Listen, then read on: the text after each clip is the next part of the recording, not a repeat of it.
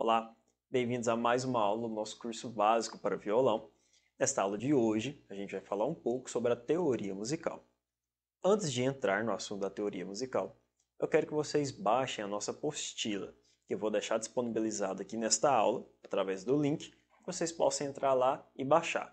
Acompanhar todo o andamento aqui do nosso curso que eu comentei com vocês na nossa aula passada. Agora, com a nossa apostila baixada, vamos entrar na teoria musical. Eu separei aqui 4 pontos importantes que eu quero que vocês se atentem nessa nossa teoria, para que a gente possa começar a tocar, começar a desenvolver aqui no violão. O primeiro ponto é saber que existe 7 notas musicais. Acredito que você já vai ter escutado falar sobre elas, que são as notas Dó, Ré, Mi, Fá, Sol, Lá e a nota Si. Essas 7 notas musicais vão acompanhar a gente durante todo o nosso curso aqui de violão, porque praticamente tudo que a gente faz depende dessas 7 notas. O nosso segundo ponto vai ser o ponto para poder diferenciar uma nota, que foi o que eu acabei de falar para vocês, de um acorde, que vai ser o que a gente fará bastante aqui no violão. Acorde nada mais é do que um conjunto de notas. Okay? Então, nota ela é um som separado, Dó, Ré, Mi, Fá, Sol, Lá, Si, cada um som diferente. E o acorde é o conjunto desses sons, de 3 sons ou mais. No violão, para vocês poderem entender melhor, eu tenho cada corda do violão que possui um som diferente, ok? Esta corda tem um som diferente desta, que tem um som diferente desta, e cada um tem um som. Quando eu toco violão, vocês já viram alguém tocando violão, eu não toco corda por corda, que nem eu acabei de fazer aqui. Eu toco várias cordas ao mesmo tempo. Eu faço isso. Ou seja, eu tenho um conjunto desses sons. Eu tenho um acorde. O acorde ele pode ser dividido em várias maneiras. Tá?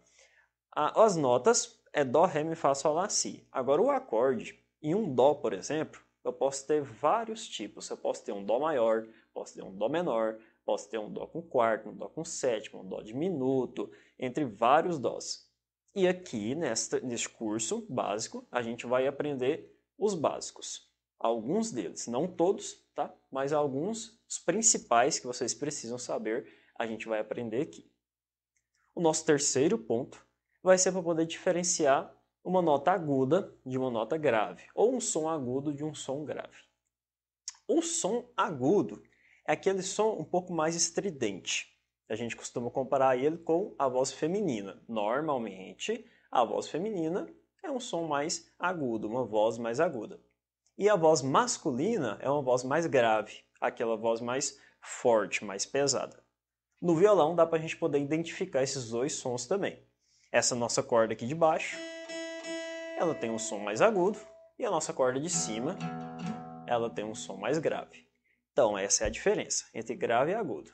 Usaremos também isto durante o nosso curso. E o nosso quarto e último ponto, e não menos importante por isso, é o ponto da leitura das cifras, que é a nossa nomenclatura usada para poder tocar o violão. Cifras nada mais é do que a simbologia que representam essas notas musicais, ou os acordes, se for o caso da gente fazer, na hora a gente fazer os acordes aqui no violão. As simbologias são representadas pelas letras do alfabeto, de A até o G, porque são 7 notas musicais, então a gente precisa de 7 simbologias.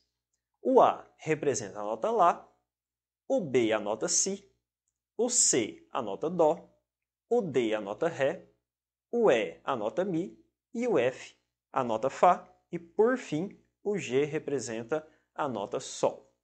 Não quero que vocês decorem todas agora. Se decorar, perfeito, mas não é o intuito desta aula.